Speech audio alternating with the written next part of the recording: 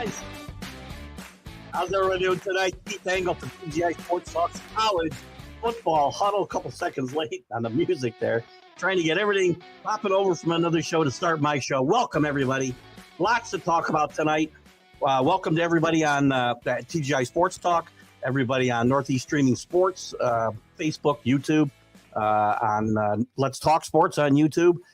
You can catch us on Northeast Streaming Sports Roku channel at 9 o'clock Saturday. This show will air. So be happy to share that with your friends and get out there and download that app as well. And check out Northeast Streaming Sports. Go and like and follow the page there. Go to Let's Talk Sports, like and follow the page on Facebook, and go to YouTube and ring the bell, as they like to say over there. A lot of great content on both those channels for sure. Special shout out to Ralph Williams over there at the Sports Corner, RW Media in general, and the Sports Corner specifically. Some great stuff coming out of there from Ralph. The Sports Corner with Smoke and Jim Frazier. Ralph does every week at 5:30 Tuesday. WBVP 12:30 a.m., 99.3 a.m. Ralph's got some great stuff there. Great stuff on Facebook. Check his stuff out. We'll have him on our show here at some point as well. Big Pittsburgh fan, if you're a fan of those teams as well. But he has a national theme as well. And, of course, DDH thumbs up. Everybody, welcome. Lots to talk about today. We'll have Jim won't be with us. Lary Sorensen, color analyst for the Wake Forest Demon Deacons, will join us around 7:30. We'll talk a little about the Demon Deacons. Probably not a lot tonight, as it's been a forgettable season, unfortunately, for them. But we'll talk about what's gone wrong there, or what's to look forward to in the future a little bit. But we'll look at the ACC in general. Talk about FSU, maybe the FSU Louisville matchup that seems to be inevitable for the championship there. FSU will make the playoff if they run the table. Can Louisville make it? I think they need a lot of help. I think there's 9 teams with a chance to get in, not 10. We'll talk about that in a little bit. But also talk about the Michigan debacle with Larry, as Larry is a Michigan alum, and I'm sure he's got some things that he'd like to say. We'll get into, we're going to start with last week's games. We'll get into the top 25. Those released last night, noon team at the top. This is all going to work itself out. Who's at the top this week does not really matter. But we'll look at, there is some things that do matter, and we'll definitely get into all of that as well. We'll look at next week's games, some games with significance in the playoff chase, and we'll look at a little bit the Harbaugh situation. Obviously, we'll talk about coaching changes at the big one at Texas A&M. Obviously, Jimbo Fisher gets a $77 million to walk away, but changes at Mississippi State and also change at Boise State right now. And we'll look at some other coaches that could be in trouble across the country as well. Real quick, last week, Michigan,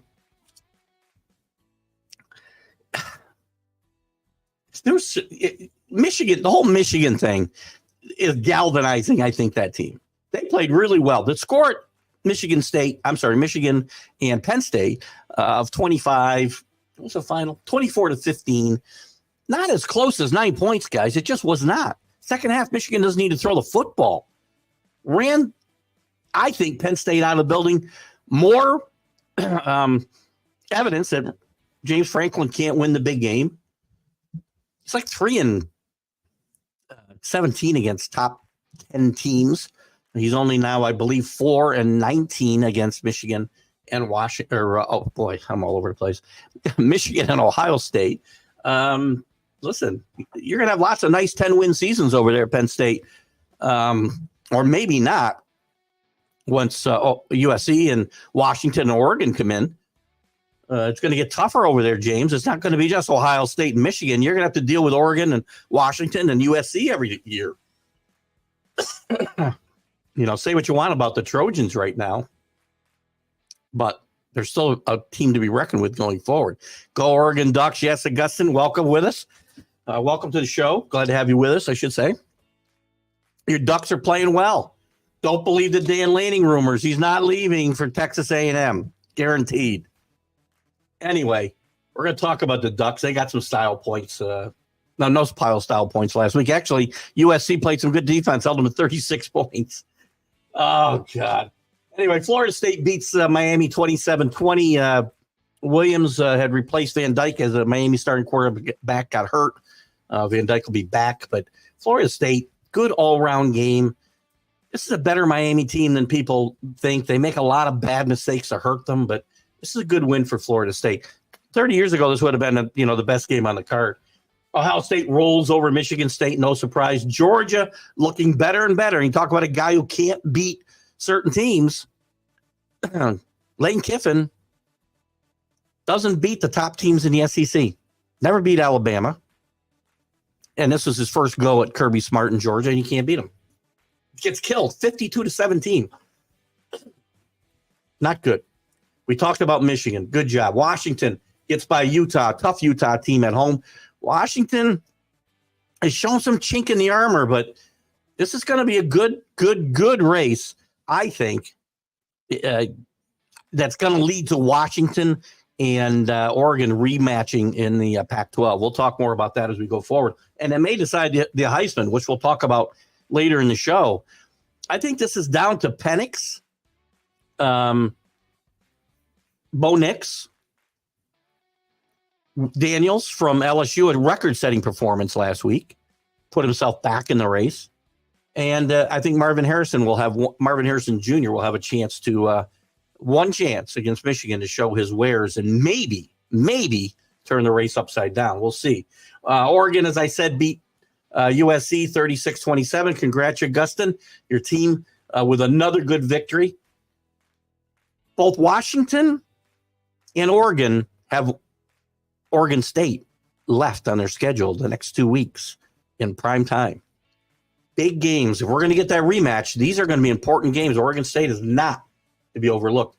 Texas wins 29-26, but in the process of all these games, between this game and Oklahoma State getting blown out 45-3 on the road against UCF for just their second Big 12 victory, you couple the Texas blowing they had a 26-6 halftime, or 26-6 halftime lead, and they win the game 29-26 against a bad TCU team. Couple that with the Oklahoma State getting blown out, and that right now they'll still be playing probably in the Big 12 championship game, and it hurts Texas's resume if they are a one-loss team being considered against other one-loss teams like potentially Alabama, like potentially Louisville, Oregon. Bad loss. Alabama and Georgia both getting better and better as the season goes on. Milroe responsible for 6 touchdowns total in this game. He's moved his name into the Heisman talk a little bit. I don't think there's enough time left for him to come back and win this race, but he'll be back to play more football next year. They win easily over Kentucky. Oregon State wins in a rout over Stanford. And as I said, they're up now to where are they in this? Hang on 1 second. Oregon State rather has moved up to the 11th spot. They can't get in the playoff. They just can't. 2 losses is going to prohibit that. But they've still got Washington. They've still got Oregon. They're going to play a big part in this playoff race, even though they can't get in it. They can still get in the Pac-12 championship game. We'll take a look at that later. Missouri, loved Missouri in this game. They beat Tennessee 36-7. UCF, as we talked about, kills Oklahoma State. Texas Tech, a disappointment to a lot of teams this year, a lot of people this year. Nice win over Kansas at Kansas. Oklahoma rebounding, trying to rehabilitate their reputation, maybe get a New Year's Day bowl, 59-20 over West Virginia.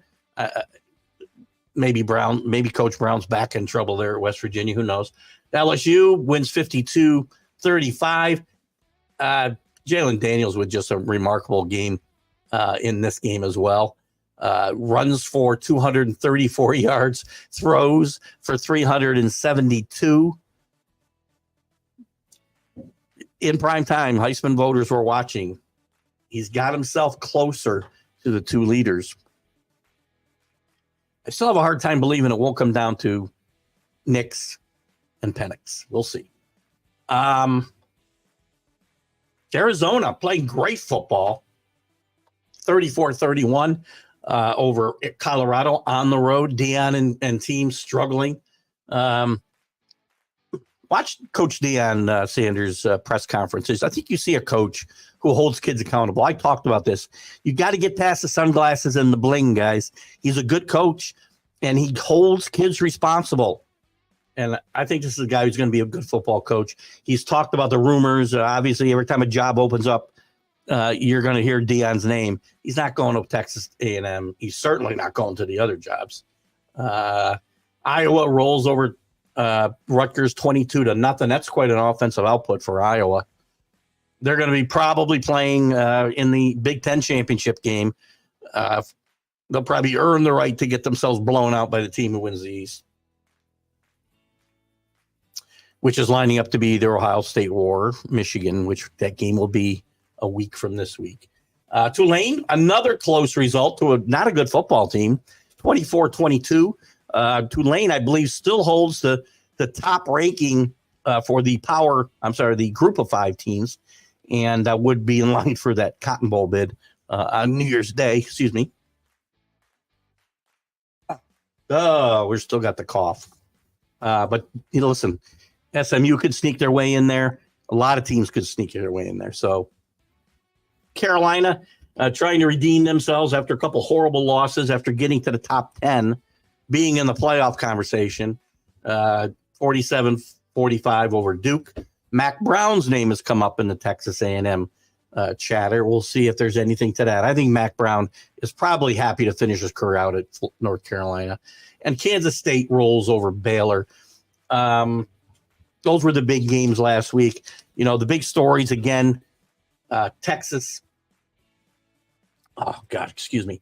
Texas A&M paying the $77 million, which I'm still shocked at, to move on from Jimbo Fisher. We'll see what happens here. I think Jimbo coaches again. Listen, it's a lot of money, but I think Jimbo coaches somewhere again. There's nothing I don't believe to prohibit him from coaching and collecting his money. So I would expect to see Jimbo go somewhere and try to rehabilitate his reputation. Zach Arnett was fired at Mississippi State this week after taking over the reins from the late Mike Leach. Not a good year, only 5-6 right now. We're going to see who, this is not a premier job. A lot of talk. They might bring Dan Mullen back, or you may see one of the hot assistants take this job here. Andy Avalos was fired. A little surprising here. He had done a pretty good job, I thought, with Boise State after taking over when Harsin left for Auburn. Damn. Again, not a big. It's going to be interesting. This will probably be an assistant, hot assistant as well. This hire here. They're a long ways from where they were with Chris Peterson. And even Brian Harsin. But this team had a lot of high expectations this year. A little surprised they fired Avalos because they were 4-2 in the conference. So it's a bit of a surprise. They're going to be hurt by the fact that in the Mountain West, Brady Hoke has decided to retire at San Diego State as well. So they're going to be probably shopping in the same pool for coaches, would be my guess. Other news, Pat Fitzgerald's replacement, Braun, it looks like he will retain the full-time job, as I think he should. He has done a remarkable job this year. I didn't think this team would win 2 games, and this team has, been right around 500. We'll look at their record here in a little bit, but they're playing very, very well. Can't seem to get my comments. Here we go, CA. Good day. CA, good to have you with us today. So going to be interesting to see what happens in this coaching carousel. I mean, there's going to be other people that are there's going to be other notable openings, maybe one at Michigan. We'll talk a little bit about that. We'll talk about that with Lary Sorensen, Wake Forest color analyst as well. We're going to talk, as I said, at the bottom of the hour with Larry for a bit about the ACC, FSU. We'll talk a little bit about what went wrong at Wake this year, but I also want to get his thoughts on the Michigan debacle. Being an alum of Michigan, he was a very good baseball pitcher at Michigan, pitched in the major leagues for a long time. And I want to get Larry's thoughts on what's going on there and what he thinks will happen. Listen, this week, it's going to be an interesting week. Friday, there's going to be a hearing, an injunction hearing to see Michigan and is trying to get Harbaugh back on the sidelines. I don't know what's to be gained. And I'm not sure at this point if it matters. Harbaugh can be involved in the weekly preparations, building the game plan. I'm sure he's in communication with the coaches on the sideline. And I think this team is galvanized by what's going on there. And maybe at some point they're mad at Harbaugh. I don't know. But, listen, there's a lot of comments. I posted a comment from Louis Riddick, a football commentator for ESPN and some other outlets, who talked about the story being really something that I keep saying everybody does this type of thing. I know we don't have a lot of proof, where my SEC elitists pop in. John DeLong, where are you? But I guarantee you, they didn't invent this stuff. And it's just something that's it's not going to shake out well for Michigan. Maybe Michigan even comes out bad backing their coach the way they do. They pulled if there was a contract offer on the table, we'll see. But I do think Michigan and Jim Harbaugh are likely to part ways this offseason, regardless of what happens. And it could be a Michigan championship season, both the Big Ten and the national championship. They are a very good football team, as you saw last week. They're faster than they've been before. That's been their problem against the SEC-type teams. They don't have the speed. I see a lot of speed on this team. I see a lot of big guys up front on this team. I think they can match up with the Georgias and Alabamas in a year where they're down a little bit. They're good teams, don't get me wrong. Not classic vintage Georgia, Alabama teams. So getting better every single week.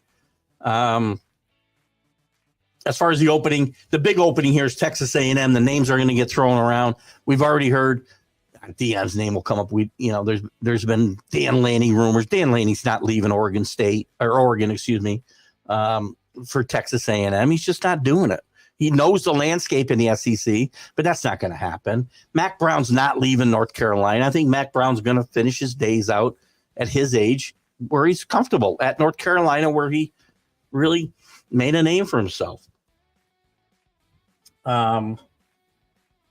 So I don't know where Texas A&M goes. A lot of rumors, and I'm willing to buy this one.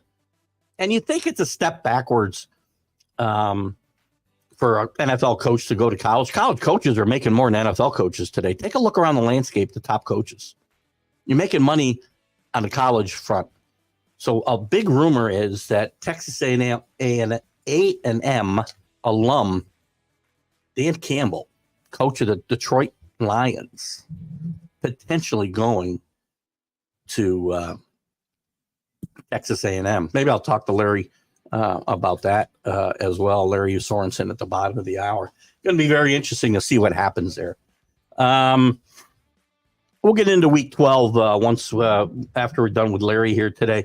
Some other coaches that could be in trouble across the country, by the way, as we're talking about coaches, these are coaches that should not probably buy real estate where they are really soon. Pat Nardozzi at Pittsburgh, his only decent game of the year was beating a very good Louisville team and maybe sealing their playoff fate.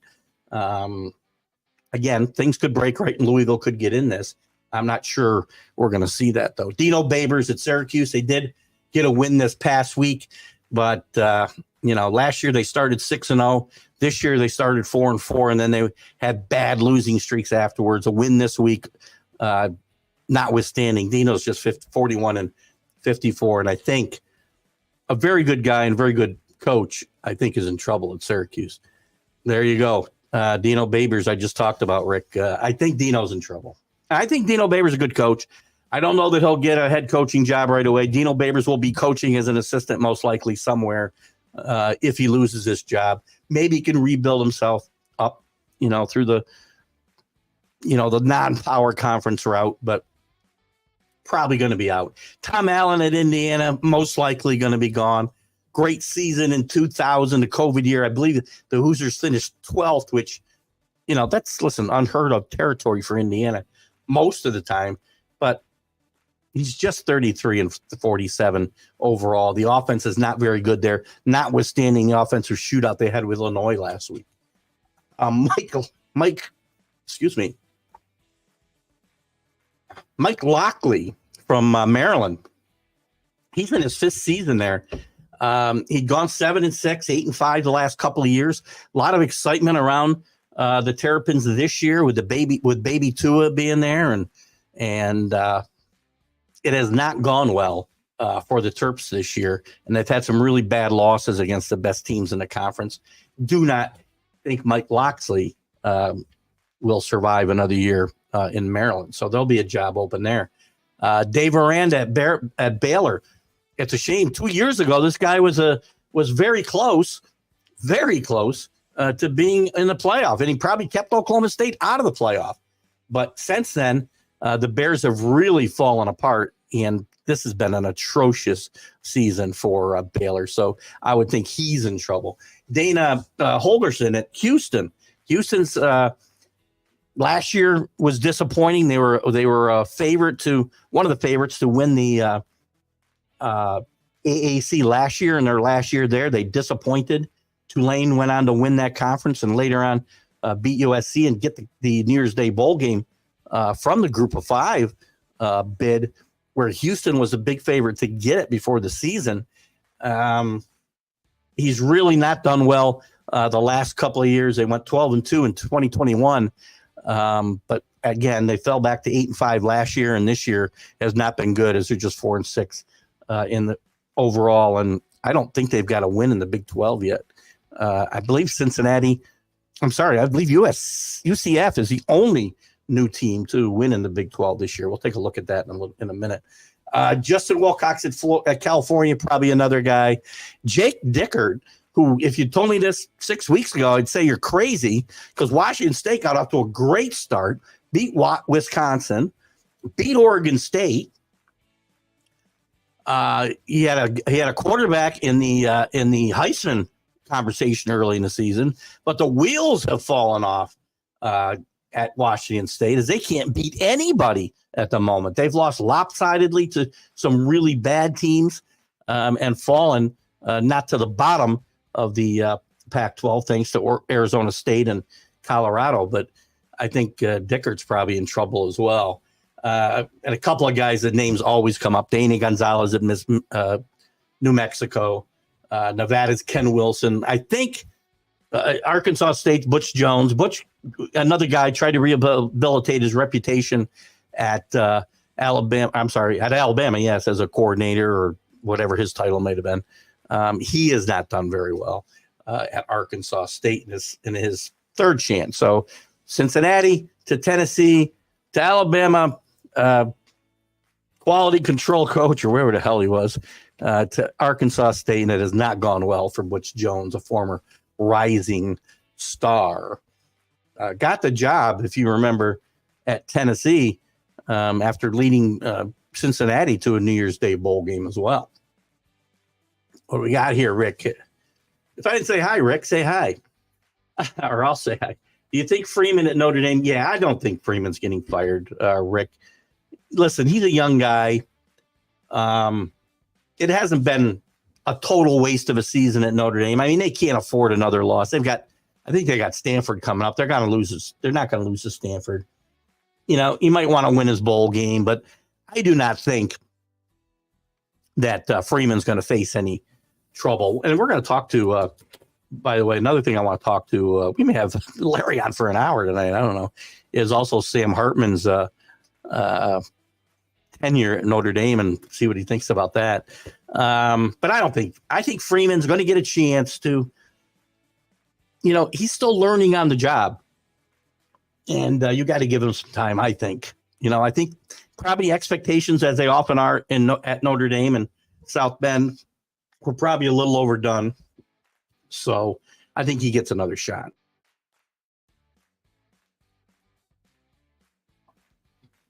Having a little throat trouble tonight. I've been doing pretty good, but I'm starting to fade a little. But there's some other guy. Harbaugh's Michigan job's probably going to open up. I don't think Michigan's going to move on from Harbaugh, before the bowl season, but it's going to be interesting to see what happens, because one of the things that fries my ass, excuse my French, is when these jobs open up, Texas A&M, Boise State, maybe not Boise State to a certain extent, Mississippi State maybe, but some of these other jobs that will open up, coaches will go to those teams. Texas A&M's the one that might attract a current coach, and that coach now is going to be leaving the team that he led to a really good season, and he won't be there for the bowl game. So you end up with coaches not coaching, players not playing.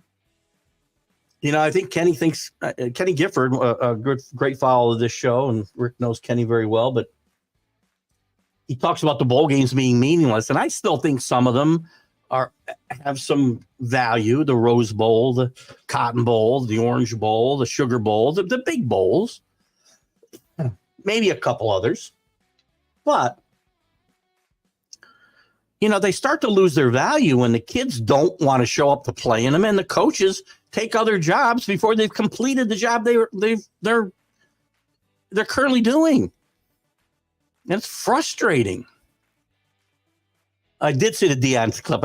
In fact, I just gave you a thumbs up on it, but I've been saying all along, Rick, and again, you're not totally wrong about Deion. Deion is a marketeer, right? He's a self-promoter. So there is that side of his personality. So you're not totally wrong. But and I said this to you last year at Jackson State, and I said it when he got to Oklahoma State. He's a good football coach. Look past the sunglasses. Look past the bling. The guy's a good football coach, and he holds kids accountable. You heard what he had to say about his star cornerback. It's not, when he's asked whether it was up to the kid whether he was going to play, he talked about, maybe if he shows up to meetings and he reads a playbook and he watches film. And he did this at Jackson State. He benched his own kid for the championship game. He would not let kids play if they're 5 minutes late for meetings. He holds kids accountable. There's two sides to it. You're not totally wrong about him, but I think Deion, again, I thought when he went to Jackson State, there was going to be a clown show, but he's proved me wrong, I think. Toilet bowl. There's a lot of toilet bowls. As far as the bowl games go, we need to, some of these need to be disbanded. I mean, we don't need 40 bowl games. You can't even fill the slots. You got to be 6-6. You need to win 6 games to be bowl eligible. Well, there's been a couple of years here recently where they have not been able to get, for a lot of reasons. So bowl teams didn't want to go or whatever, where we've had 5 and 7 teams because they couldn't fill the slots. Oops, excuse me. So yes, the bowl games are getting to be passe, if you will. So we're waiting for Lary Sorensen to jump in with us again. Lary's the color analyst for Wake Forest football and baseball. By the way, they had a great baseball season this year. The football season hasn't gone that well, but we want to talk to Lary about the ACC in general and FSU, Louisville. Are we going to the Pinstripe Bowl with Carlos? I told Carlos a couple of times he can buy me a ticket and, bring a cardboard cutout and put in it because I'm not likely to go. You might see Notre Dame. You might see Notre Dame at the Pinstripe Bowl this year, Rick. So Sam Hartman's swan song will be at Yankee Stadium. I don't know that I'm doing anything. I got to travel so much in January. I've just found out. January and February. December, we're going to miss some shows coming up because I've got to travel to a show and a trade show in Colorado, and then going out to Utah to our offices out there the first week in December. Then in January, I'm going to be traveling for a week, and then February I'll be traveling for a week, and I got vacation for 2 weeks. It's going to be rough. We'll find a way to get the shows done. And as I promised, our good friend, who's had a tough year, I'm sure, Mr. Lary Sorensen, Wake Forest color analyst, joins us tonight. Good evening, Larry. How are you? Good, Keith. How are you doing tonight? It sounds like you're going to have a lot more fun the next few months than I am. I don't want to travel, man. I like it at home, though. That's the thing, you know. Geez. Travel for vacation's okay, but it's been a rough year for you, I know, in the Wake Forest program.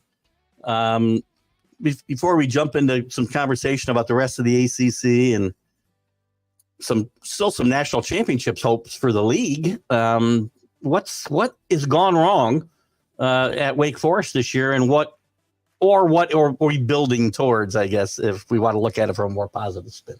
Well, what's the most amazing is that what has been the strength of the team for the last 7 years that they've gone to bowl games 7 years in a row has been the offense, and the offense was just very disappointing this year.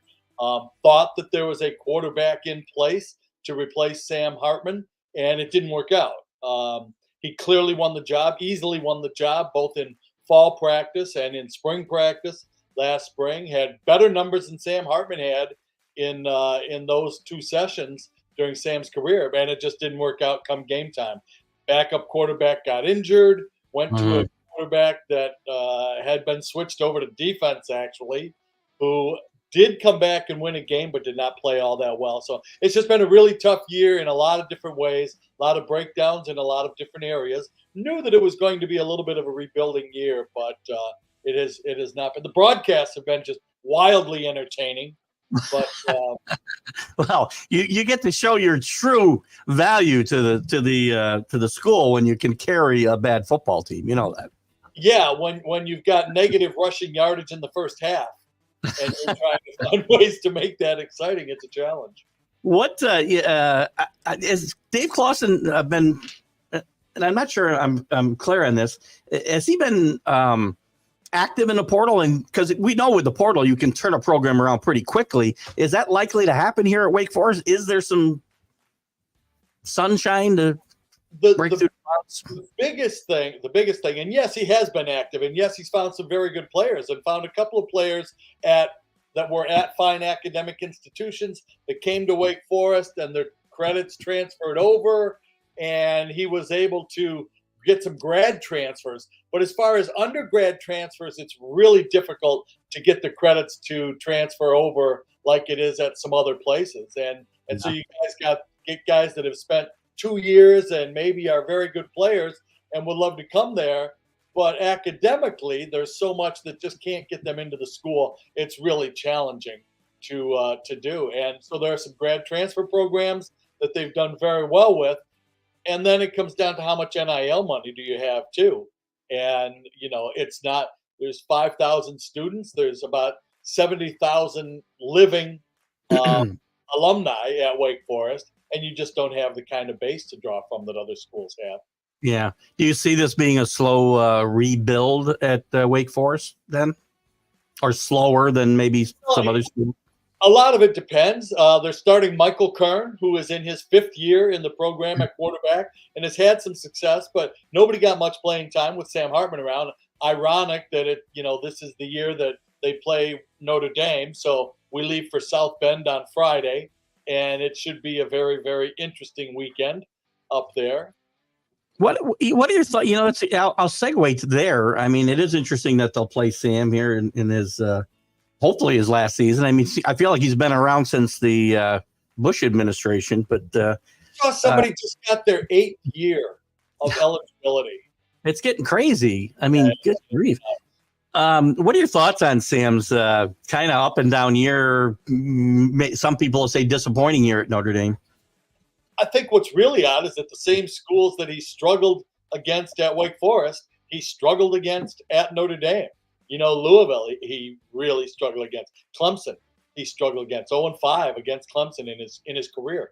And, some coaches figure things out about certain players, and some defensive coordinators figure things out differently than other people do. The chess game within the chess game is fascinating, frustrating, all different kinds of things.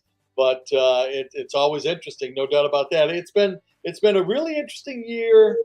You learn a lot about your fans. You learn a lot about people in a year like this.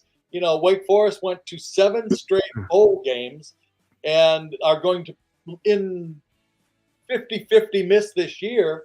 And so people think it's time for Dave Clawson to move on. And it's 3 times more than back-to-back bowl games than they've ever been to before. And it's hard to figure. We live in a what have you done for me lately world, and it's tough. It's very tough. What do you think, before we move on from Sam Hartman, do you think that his draft status has changed at all since when he was at Wake Forest? Or I think it's still pretty much the same profile as he had. I don't think he's improved or hurt his lot. I think that's exactly right. I think the only thing he helped was his bank account. Yeah, right. Yeah, I looked it up when Sam was thinking about making this decision before. And, rumor has it he got 7 figures from Notre Dame to go there. Okay. Yeah. So I went back and I looked at bonuses from last year, from the year before's draft. And at the 75th player was when it went down into 6 figures. And Sam wasn't going to be in the top 75 players taken. He's a third day draft player. So he got to bank $1 million by going one more year. And, sure, it didn't work out exactly like he hoped or Notre Dame hoped. But at the time, it was the right decision. I'm sure he feels now it was the right decision. He gave Wake Forest so much and is still taking some flack for that because he left, but which I don't understand either. Yeah. But, it was any of us would have done the same thing Sam Hartman did. And I think he made absolutely the correct decision. Yeah, you and I have talked a lot about the transfer portal, NIL, and some of the dangers there. Maybe – we talk about unintended consequences a lot of times with things that happen. Maybe it's an unintended blessing that the NIL will actually keep some of these kids in school longer to their benefit because they aren't ready for the NFL. And if they're going to get drafted, as you said, later than the 3rd round, then they might better stay and they'll make more money, some of them. There are a lot that will make more money, but it's the wild, wild west out there. It's ridiculous. No, I agree with that. There have been coaches walk by some Wake Forest players and after games and say, "You don't have to be here. We've got money. You can come play for us next year." Oh wait, I thought the programs couldn't be involved in this whole thing. Oh, it's just ridiculous. No. That's pretty blatant stuff. As you said, that is wild, wild west. If you're just going to be that blatant about not following the way the rule is supposed to go, nobody is. So and Dave Clawson's very open about it, and he's been up in the press conferences and said, "I've had players that had not said anything last year that did not say anything about entering the transfer portal, do nothing, that had schools offer them $500,000 to go into the portal and transfer to their school." Yeah, we talked a lot of times. What ifs, right? If Kenneth Walker III never leaves Wake Forest, history might be written differently for a couple of years there. Who knows? Yeah. Who knows? The gamble is staying healthy if you stay, as Rick says. Well, that's true. Maybe you're not. The thing is, again, as Larry talked about, when you're getting drafted after the, 75th player, your money's not going to be guaranteed except that upfront money, the bonus money that Larry's talking about. Any contract you get's not going to be guaranteed anyway. So if you get hurt, you lose the money anyway. And let's take that $1 million. First of all, let's give half of it to the government. Second of all, let's take 10% of it and give it to an agent. And, and by the time that $1 million gets boiled down, it's not $1 million anymore. Yeah. Either. A lot of people are saying Sam Hartman set for life. Well, I've been on the end of some of those signing bonuses, and that stuff goes in a hurry. Especially at that age, I'm sure, if you don't have good people helping you, Now, again, at a school like Wake Forest, you're talking about different kinds of athletes and everything, and different kinds of scholastic kids and everything else. But right, Rick, your next question I'll get to a little bit. I want to get to a couple other things before I jump to that topic with Larry, but we'll cover that. As far as the ACC goes, listen, weird year, I guess. Wake Forest, who's been up near the top, has been down. A lot of teams that have been near the top, like Clemson, have not played well. Duke got off to a good start, fell back. Florida State, who we thought would be good, is as good as we thought, maybe better than we thought. Louisville's been a bit of a surprise. What's your take on the top of that league, and I guess the biggest surprises and disappointments? My take is kind of what it is in every league. You better be ready every single Saturday, or Thursday, or Friday, or Tuesday, or whatever day you're going to play that week. But any team really can give another team a great battle any particular time. Now, there have been certainly dominations during the course of the year, but you better prepare yourself and be ready every single week, because anybody can bite up and jump you if they get hot. So just prepare yourself. Florida State, clearly the best in the league. In the school of what have you done for me lately, Dabo Swinney, at Clemson. And you look at the numbers and the record and everything else, and it's okay. All you're going to do is win 10 games again. It's crazy. And at Wake Forest, they were 3-1 to start the season, and people were saying we won ugly games against bad teams, so maybe the time has come to totally dump our offense. They set over 400 school records in the last 2 years offensively, and after 4 games this year, people said, maybe we need to look someplace else, because we only beat Vanderbilt was what they said. And they said that was a bad win. So it's mind-boggling what you're expected. The expectations in today's world are absolutely mind-boggling. You're right. And your comment about needing to be ready to play week after week is absolutely true. We've seen, Louisville at the top of the conference. Their only losses to Pittsburgh near the bottom of the conference.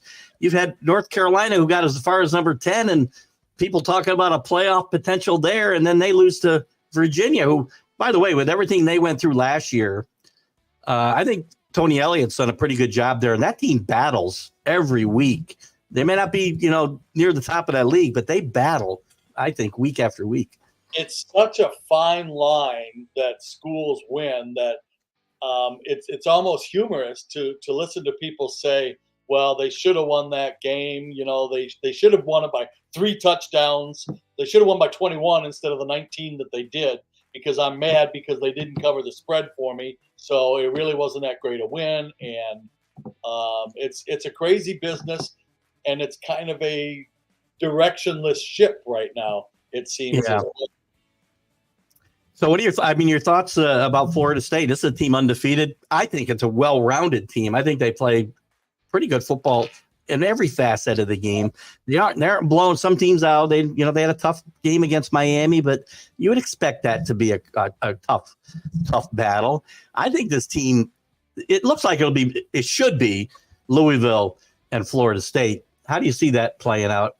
I would take Florida State. I think that they've got the most talent. They've got so many different weapons. They're excellent on the defensive side of the football. Verse is a weapon on the defensive side. So I love the way he plays. Jordan Travis plays with composure, and he's a glider. You ever seen that center fielder that the ball's hit and you say, okay, there's a triple. How did he get there? Right. Yeah, Gary Maddox is the guy that comes to mind for me. He's that kind of a guy. And I watched our guys taking angles on him, and they played against him before, but he's so effortless the way that he runs that you think you're going to catch him running there, but he's really over there, by the time you get to your spot. So they do a lot of different things very, very well, a lot of enthusiasm within the program, and so I think that they're the class of the league. You mentioned Verse, who's one of the better defensive players in the country, much less the conference. He played his first couple of years up here at Albany State before he transferred to Florida State. He was a big player here. Which is kind of an interesting thing too. When you talk about the level of play, here's a guy at Albany State. Well, how did he end up at Albany State instead of Florida State to start with? Right. And certainly there's a lot of different reasons why guys progress it at different ways. But when you ask, what the big surprise is, and it's be ready any given weekend, it's because of guys like that, because people can come out of nowhere and be tremendous players and then go on to the next level and be even better players. There's a lot of talk. Then again, it should be Louisville against Florida State. I can't see much way it won't be. If Louisville should upset this Florida State, there's talk. Read articles about the playoff rankings and situations, and some people still have Louisville alive. They would need a lot of help, but even if they came up against any other one-loss team that's still viable, I can't see how they come out ahead of any of them because that one loss is to Pittsburgh. So and then they've had enough games during the course of the season that where they've been erratic. I think there's too many other programs in front of them. The institutional programs that are there year after year after year that are going to continue to be, and so I don't see if Florida State doesn't win the ACC championship, I don't see the ACC having a team in the playoffs. Good point. I think Florida State wins are in. I mean, again, there's a lot of people think, and John DeLon just joined us. Good evening, John. Our SEC elitist that any one's lost SEC team should get over any other league's undefeated teams. So that's just not reality. It's not going to happen. So Florida State wins out. They're in the playoff without a doubt. It should be. One thing I want to touch on with you here, because we've had a lot of talk about it here, obviously, as a lot of other places have. Your alma mater has been embroiled in a bit of drama here, as you know, much of the year, and obviously it's ramped up the last month. What are your thoughts on this whole thing in general? As a Michigan person, do you stand behind the university? Do you think what's your thoughts? I don't want to put anything in your mouth here. Mixed feelings.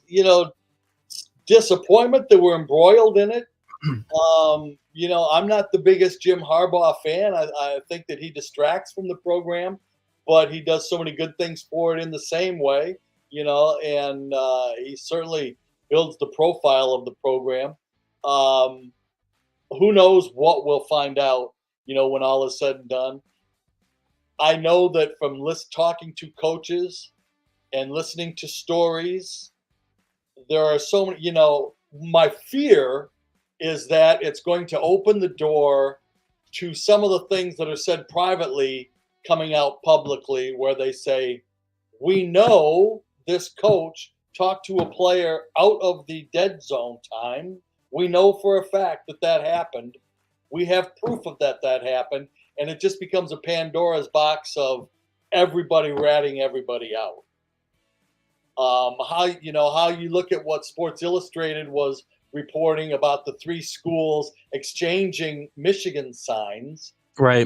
How you can rationalize that being something that you can do. To me, a lot of it comes back down to, and we've talked about this before, you can give a kid a bagel, but if you give him cream cheese to put on the bagel, that puts it into a different meal category, and it's illegal. That was a rule with the NCAA for a while. Right. It became more than a snack if you gave him cream cheese. And you're kind of getting into the area where if you're doing one thing, you're stealing signs. If you're doing something else, you're decoding signs, which I don't know the difference myself, but it seems to me the same thing.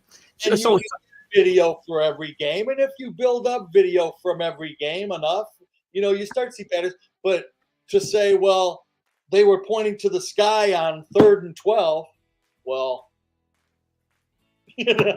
what do you think they were going to do? Wasn't going to be a quarterback sneak, probably, right? Yeah, well, I was going to say, like I have a few weeks, if you put up the giraffe sign every time for, a draw play, you know a draw play is coming. So, yeah. But John now thinks I'm a communist who hates giraffes. So, I don't know why, but I hate giraffes apparently. You think? And again, I'm in a spot like you, and I've had a hard time expressing the feelings on the show. I don't condone cheating necessarily, but I'm not foolish enough to think everybody's not doing something on some level of the same type of thing. And we all rationalize everything.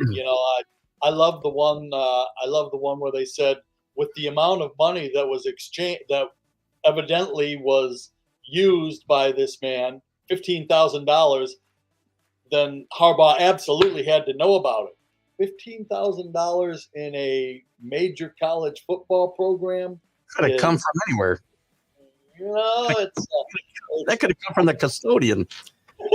I know a certain school in a different conference that spent $3,000 to have an ice cream social to watch the eclipse.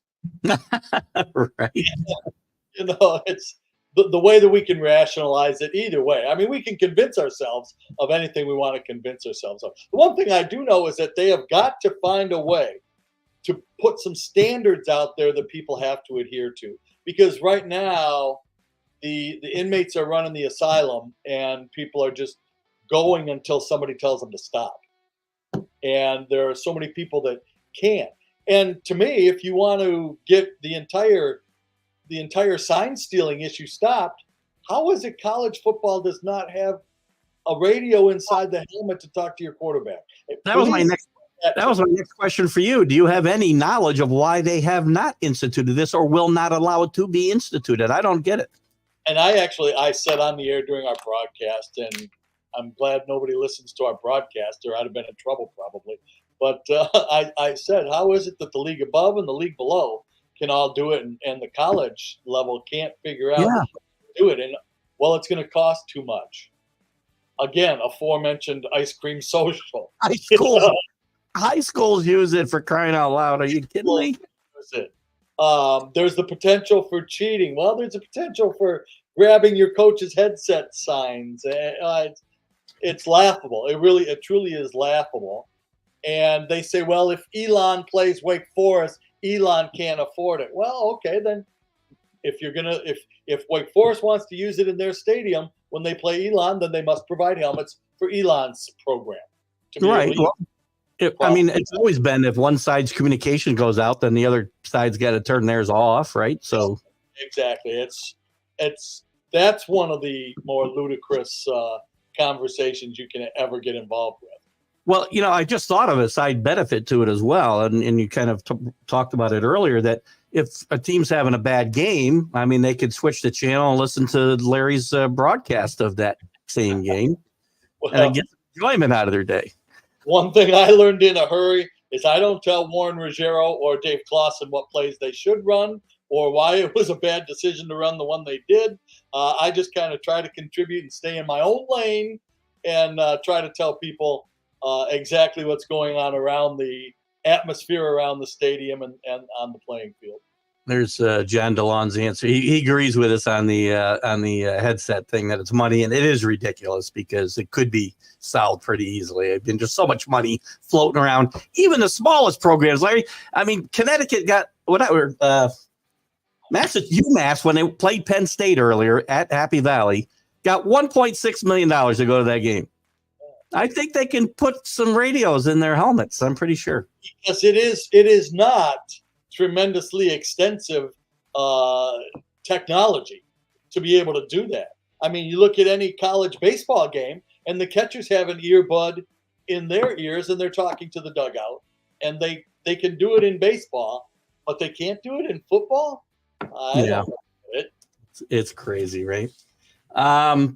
Any other thoughts? I mean, I know, again, doing the games on Saturdays, you don't get a chance to see as much football as, a guy who's just kind of lounging around watching football all day like me. Any other thoughts on this? It's been a pretty good season. I think an interesting season. I think Georgia's still got a very good shot to three-peat here. They've gotten better as years goes on. Bama's gotten better as the years gone on. They've ran good teams do. They get better towards the time when they have to be the best teams to go and do what they have to do, and they've been on that progression. And yet, still, one injury can set the whole program back. Again, the physicality of what these guys do is never ending. I had occasion to see my primary care physician the other day, who happens to be the Wake Forest team doctor, and he was saying he doesn't remember ever having a year like this year where the players have been that beat up, and that's the one X factor in the whole equation. If I put Lary Sorensen on the spot and ask you to give me a national champion today, who do you think it's going to be? We can safely exclude Wake Forest from that. So that one out. That's an easy one though. So you got to go a little deeper than that. I'll tell you what, Michigan and Georgia, I think, would be a fantastic football game. I would love to see that football game. And then Then it comes down to heart or head, and I'm an old softy, Keith. So So it's Michigan. yes, I can see either one of those teams winning the championship. I would, look at, I predicted Georgia. I would have no problem seeing Michigan get a national championship. I'll ask you this question too. Michigan gets to the playoff or even a championship game, whichever you want. Is Jim Harbaugh on the sideline? Yes. Yeah. I think so too. How about week 1 next year? Is Jim Harbaugh on the sideline? No. Yeah, I don't think so either. I think he'll be on the sideline of the Oakland Raiders next year. That's what I think. Interesting call. He's an interesting guy. I mean, he's accomplished unbelievable things. He annoys the heck out of you, but he does magnificent things, and his players swear by him. Couple comments we'll take a look at. Thank you, CA. Enjoying the conversation by the fireside. It's a little cold here in upstate New York to do that tonight, but Rick's a big special teams fan. What are your thoughts on special teams in general? I think most of the time they're atrocious, and they have a bigger impact on games than people think. I think they have a much bigger impact on games than people think. I think much more attention is paid to them than people think. When you look at a lot of the teams and you see starting position players that are playing on special teams, you see with a situation like Wake Forest, you'll see guys that they believe are going to be the next stars of their team that have somebody older in front of them that they can't quite get by yet. They're earning their stripes on the special teams. We've got guys that realize that their way to the NFL is special teams. And they know it. And they know that if they make an impression, they can catch a scout's eye by running hard down the field every single time, by running through blocks every single time. And the players appreciate the value of the special teams. And time-wise, teams put in an awful lot of time on it when you're out of practice. And it's not the most thrilling times, but they're out there working on it. Well, you made a good point about, catching coaches' eyes for the next level, because there's a guy on my team, which my team is not playing very well this year in the NFL. I'm a Patriot fan. But Matthew Slater is a guy who's made – be on the Patriots sideline next year for the first game. Well, maybe. We like that type of coach, obviously. So, we're not above – Keith, that a baby. We're not above, looking for that extra edge. But we had a great special teams player that made a 15-year career out of just playing special teams, and Matthew Slater. I think he's going to be a Hall of Famer, and he's really played nothing but special teams his entire career. The Detroit Lions, and thankfully my Lions are having some fun this year, but had a long snapper named Don Muhlbeck who played, I think, 12 or 13 years as a long snapper, made 7 figures every year. All he did was snap the ball for punts and extra points. That was the only thing that he did. Made $1 million a year. Yeah, Steve Tasker. Yeah, Steve Tasker, another guy Rick brings up. Now, I got to go. I was going to let you go, and I got to ask you one more question. Now, you brought up the Lions, and I couldn't read my writing. I wrote something late.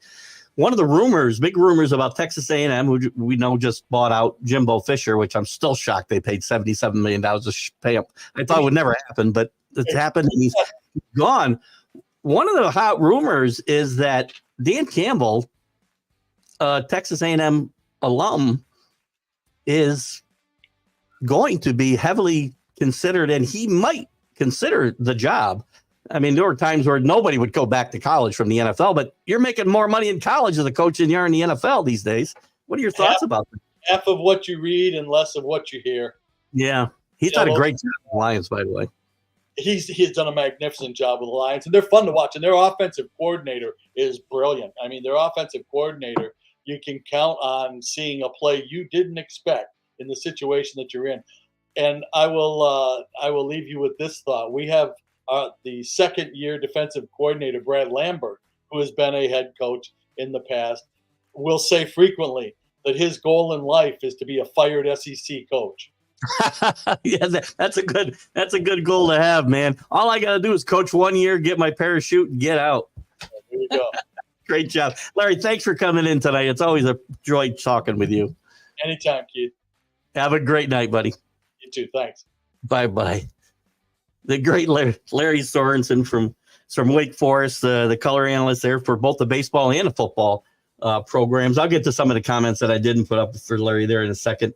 Larry does a great job. Larry, longtime pitcher in the major leagues, by the way, as I like to bring up. I wanted to give him a chance to promote Pitch Logic. Damn it, I forgot again. Larry, if you're watching, come back on for a second. I wanted to give you a chance to promote the Pitch Logic, and I blew it because I brought up Dan Campbell. Anyway, check out Pitch Logic from Larry. Larry's a former Major League Baseball player, and he's got a great training tool called Pitch Logic. So if you're a parent with a son or daughter, I suppose, who aspires to be a pitcher, it's a great training tool to pick up. And if you're a coach, it's a good thing to look at for your entire team. So we thank Larry for coming in.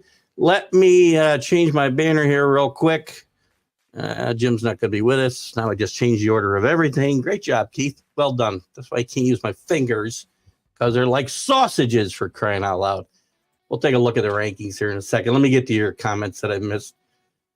I didn't mean to miss them all, but I couldn't put them all up. We talked about Georgia, Michigan playing. Of course, John thinks Michigan would get beat by 2 or 3 scores.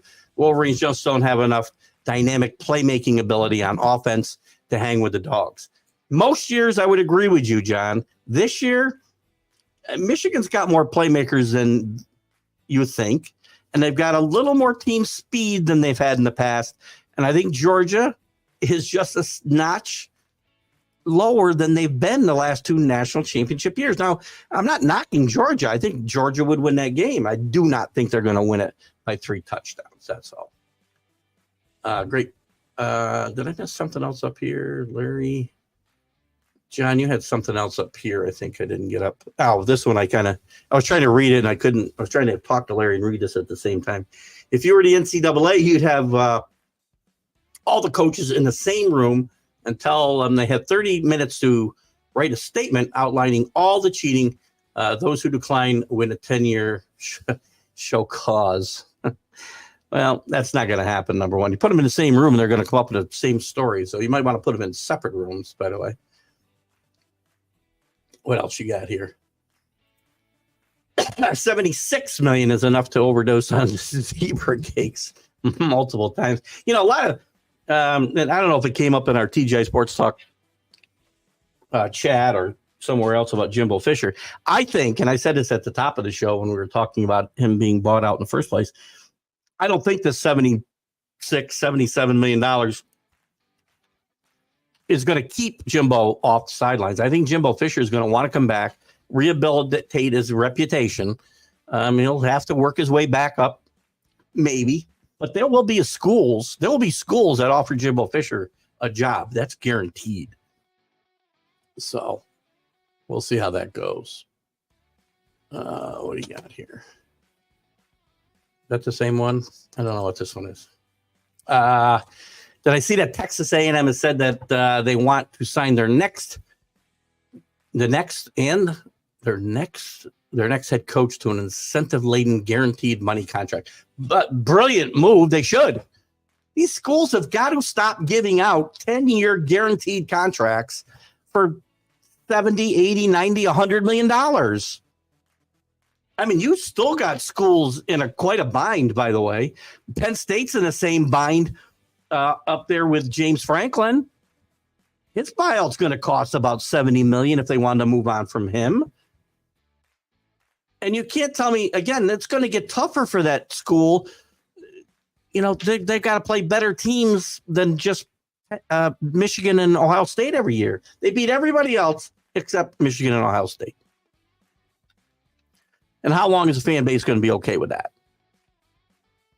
They aren't okay with it now. I got news for you. And you got other potential issues with guys like, and I don't know them all, but we know that Coach Kelly, if the bottom should fall out of LSU, well, how are you going to move on? Can they garner up the money that the oil men did in Texas to get rid of Jimbo? John, that's what exactly they should do. A&M and all of these schools can give these guys as much money as they want, but make them contingent on performance, right? So, but then the coaches aren't going to jump as easily as they do. So, but that's not a bad thing either. Right now, the coaches aren't held to anything.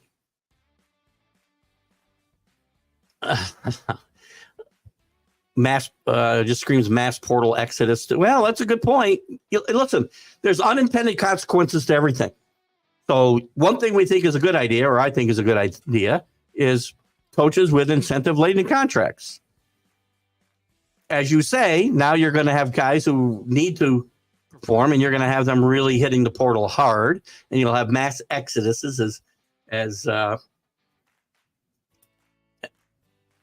that. And now you say, wait a minute, I'm going to read the whole thing. So mass portal exodus to me, because no coach in their worth their weight is going to sign that contract. Well, then don't coach.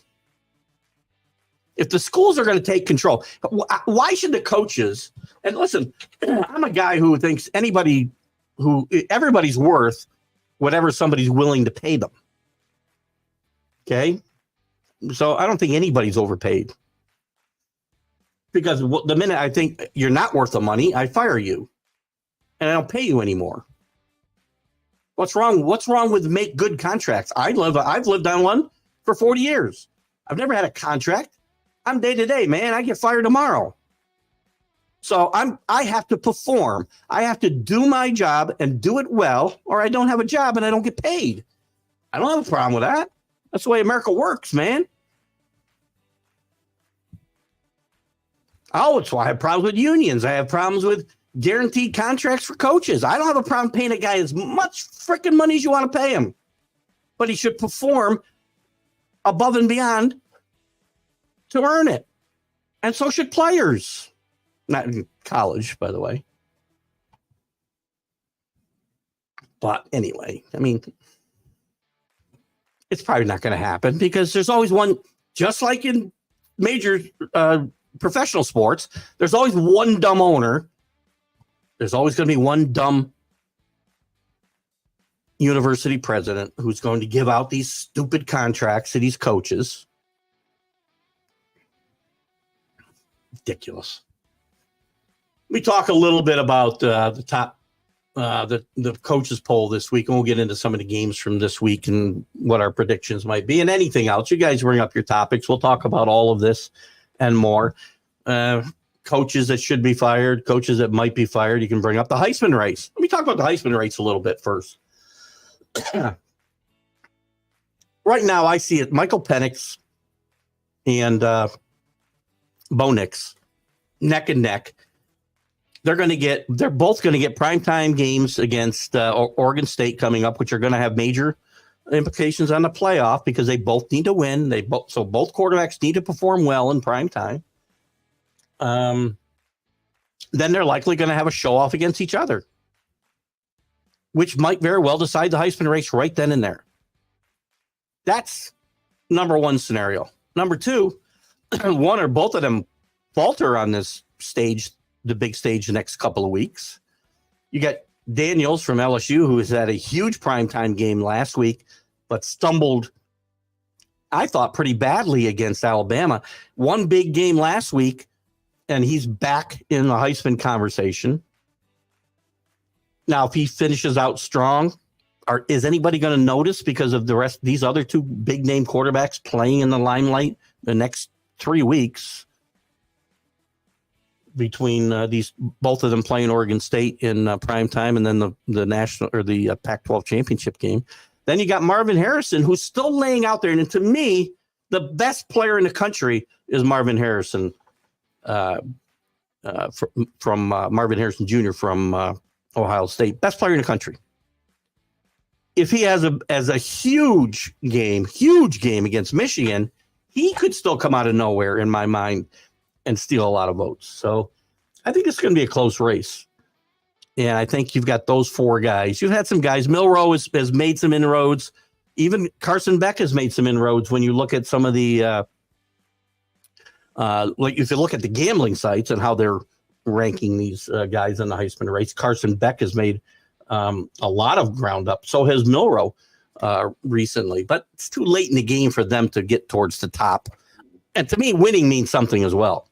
right? Go back in time. Heisman wasn't always a guy with the gaudy stats, right? Heisman went to a guys who won games as well.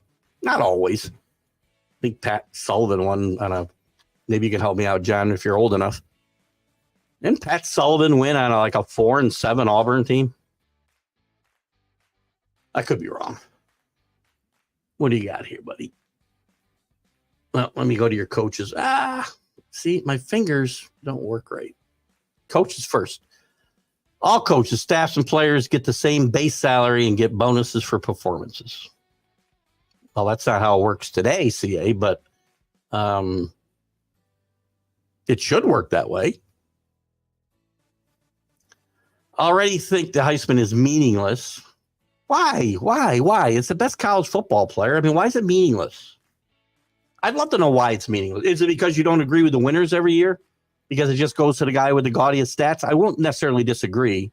I do think the award means something, but I would like to see it go back to, being, look at Archie Griffin won back-to-back. Probably nobody's ever going to win back-to-back again just because there's a prejudice against voting for guys multiple years. I think it's a toss-up between Tebow and Archie Griffin, who the best college football player of all time is. I'll get some argument from John DeLon there. But if JD 5 doesn't win the Heisman, I'm going to double down on how meaningless it is. Why? Why should he win above Bo Nix and Michael Penix? I don't think the numbers are that. I don't have them in front of me, but I don't think the numbers are that far off. He's not playing for the highest ranked team. His team's lost 3 games. And I think winning should have something to do with the Heisman. But again, there have been some players that have won on bad teams. Tim Brown won on, I think, not a very good or a mediocre Notre Dame team. I said a minute ago, I think Pat Sullivan won on a 4-7 Auburn team when he won again. I'm back 55 years ago, so I'm probably the only one who even remembers this. So again, listen, Daniels is a great player, but I don't know that he's any better. I think there's a better chance. I'll give you this much, John. I think there's a better chance that he makes it on the next level than Nix or Michael Penix. I don't think this is going to be a great. People love Caleb Williams. People love the Penixes and well, not you, John. The Nixes, the Daniels. I don't think this is a great quarterback class. I want Drake May, and I don't want anybody else. If it came to that, but when Bradford beat out Tebow, that was a joke. And the Southwest voting region was the only region that Bradford won. The award became meaningless. Okay, fair enough. I mean, Tebow should have won the award. I agree. Tebow should have won. And that's when we knew, I think we knew then that nobody was ever going to win back-to-back Heismans again, ever. For whatever reason, the voters do not want people to win back-to-back Heismans. Caleb Williams could have set the world on fire this year and had numbers twice as good as Daniels and Nix.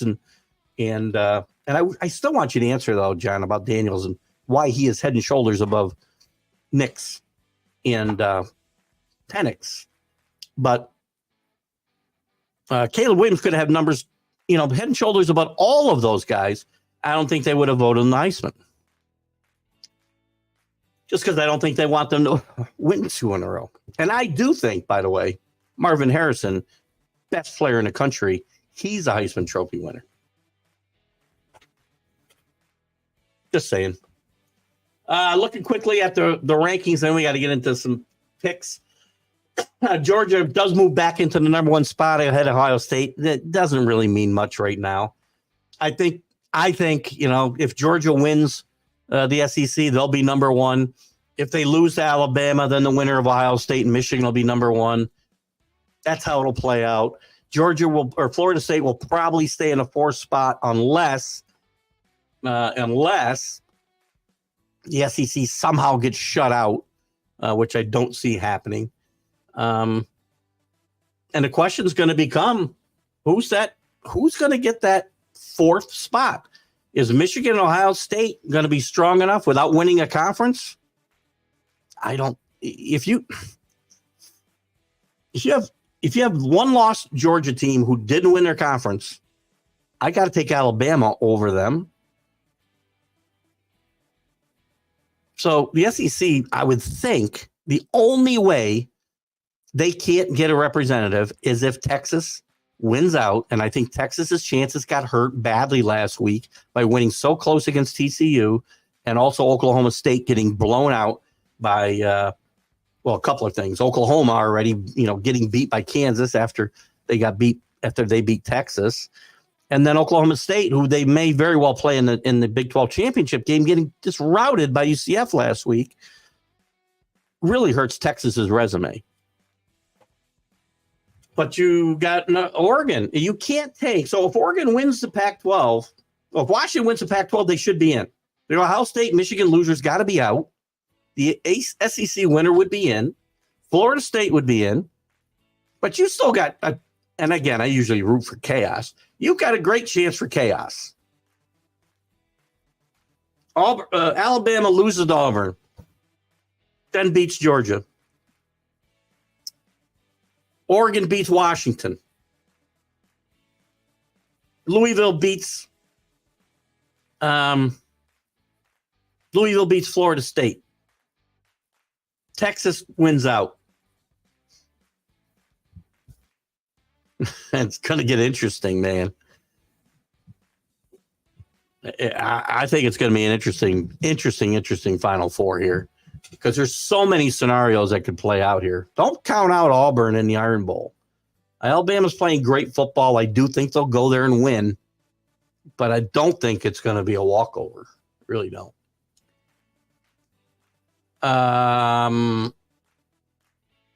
John's got a couple more comments here. Adding to my Heisman, it's meaning a point. Quick, name Caleb Williams' Heisman moment last season. I don't disagree there. So again, I'm not saying the Heisman hasn't been diminished the way they vote, and who gets voted in. But I can see Heisman moments. I saw Heisman moments for a lot of quarterbacks this year. Michael Penix, I saw against Oregon. I saw a Heisman moment for he won't win. Dylan Gabriel for Oklahoma. If they'd gone undefeated, you might have seen something. I'll give you this. JD5 had a great game last week. I understand that's a historic game, but does it erase the very pedestrian game that he had against Alabama a week before? Does one game? I mean, that's a great Heisman moment. And by the way, Heisman moments, we used to be able to pick them easily, right? Flutie throws the Hail Mary against the Hurricanes. Desmond Howard with the touchdown and the Heisman pose. It used to be an easy thing to pick out for most of these teams. Tim Brown, punt return against Michigan State. But again, does this great game, and listen, he's a great player, and I understand this was a record. But I watched the kid from Missouri, the running back, set a SEC record the week before, or was it last week? Might have been the same week. 200 yards rushing and 100 yards receiving. Again, you see great games all the time, but don't you have to play well in all the games to win the Heisman, or the majority of them? And I'm not saying he's had a lot of bad games, but he didn't have a good first half or a good game overall, a great game, let's say, against Florida State in week 1. He played very pedestrian against Alabama. So does this great game last week make up for that? I'm not so sure. CA, the nightmares of the Ducks and Tide win. Does Georgia still get in? There's going to be a lot of those scenarios. I think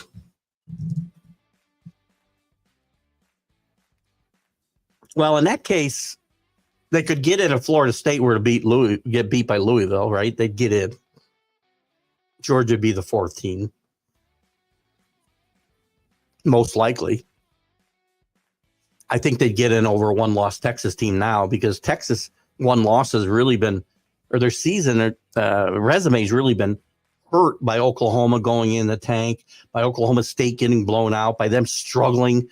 I guess you can count Kansas State the week before, although it's a good football team, but it was a bad TCU team, and they had a 23-6 lead at halftime. Yankees always wishing for these. I'm not wishing for it. I like chaos. Again, John, you can't sit here and say, I'm looking at scenarios, all scenarios, and there are scenarios where the SEC gets left out. You can't say I want them to be left out when my pick since day one of the season has been Georgia to win their 3rd in a row. So how am I picking? So I take offense if you don't understand the context of what I'm trying to explain, that there are many scenarios out there, and one of them is the SEC being left out. I'd be remiss in not having that conversation. You are remiss in thinking it can't happen. So, again, I'm on record, and still I'm on record, of saying Georgia will win their 3rd in a row. There are other scenarios I would not be surprised at, though. Head is not in the clouds. Only 3 teams have a chance to win it all this year. So 2 of them are in the SEC, I know. I'm guessing you're saying Ohio State's probably the other one. Well, I also picked in the Final Four, not Michigan. I'm guessing that's your 3rd team. Maybe it's Texas coming in. I don't know. My heads are not in the clouds. I'm talking about scenarios, John. And if you don't want to admit to yourself that the scenario exists, that the SEC will not get a team in there, then you're the one with your head in the clouds, not me. Again, I've picked your SEC favorite, not yours, the league favorite this year, Georgia, to win their 3rd in a row. So my head's not in the clouds. My feet are firmly on the ground, but my head's on a swivel looking at all the possibilities. And there is a possibility, at least one scenario, if not more, where the SEC gets left out. That's right.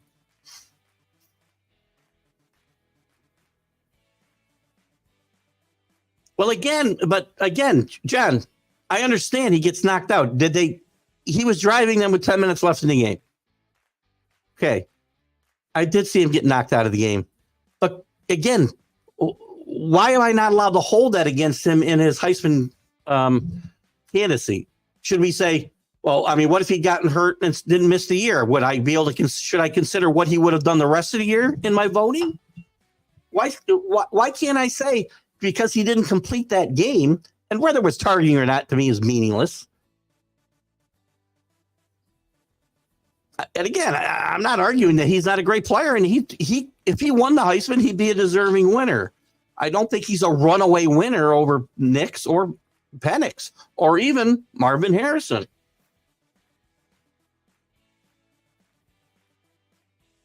Fine. So I'm on record as saying Georgia. I'm not picking anybody else now. I'm saying there's other scenarios. I'm not going to guarantee anything.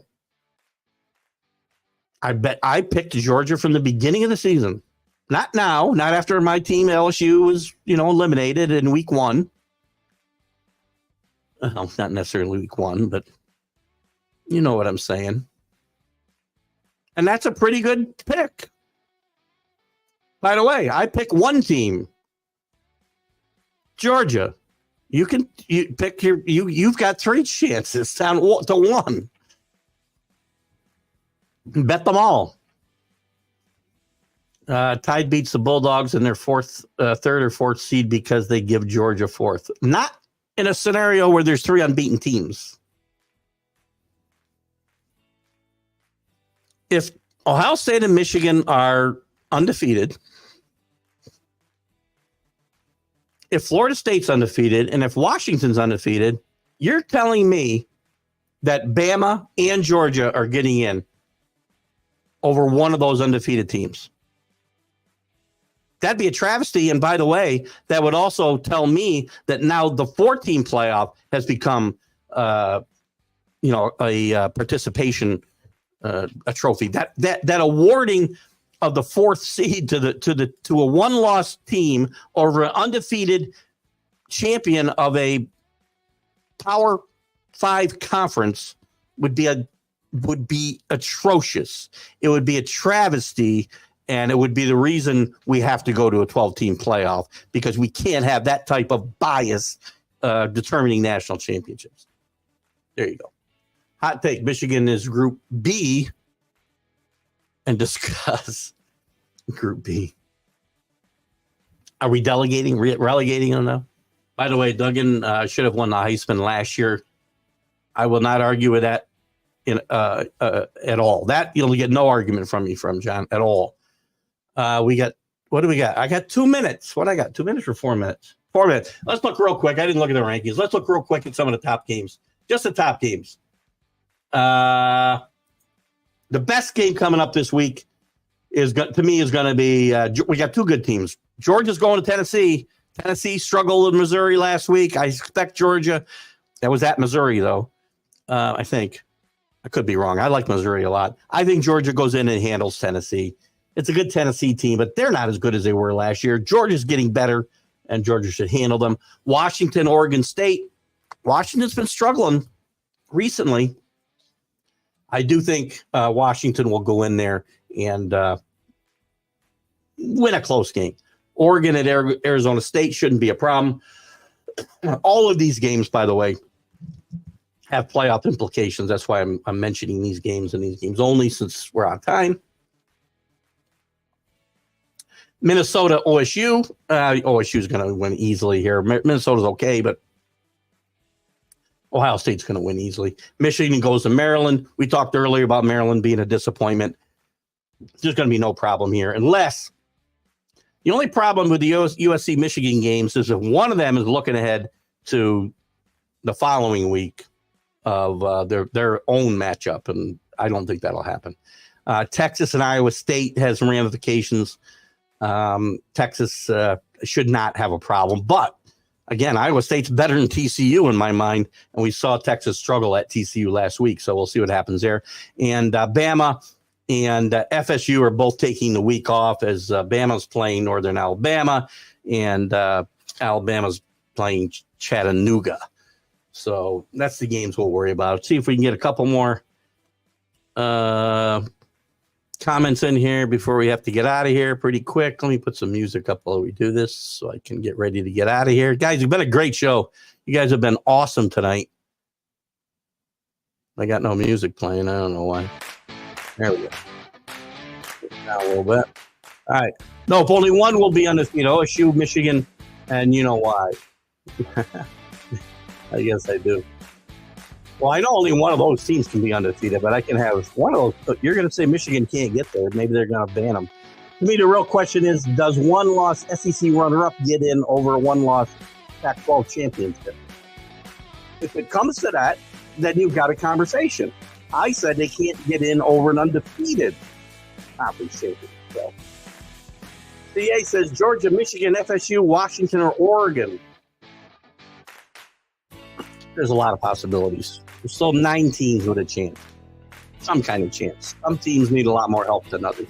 Guys, you guys have been wonderful as well tonight. CA, don't ever get on me for getting on you, because I love these spirited debates. And I thrive on these. Why I've got some ex-wives, I guess.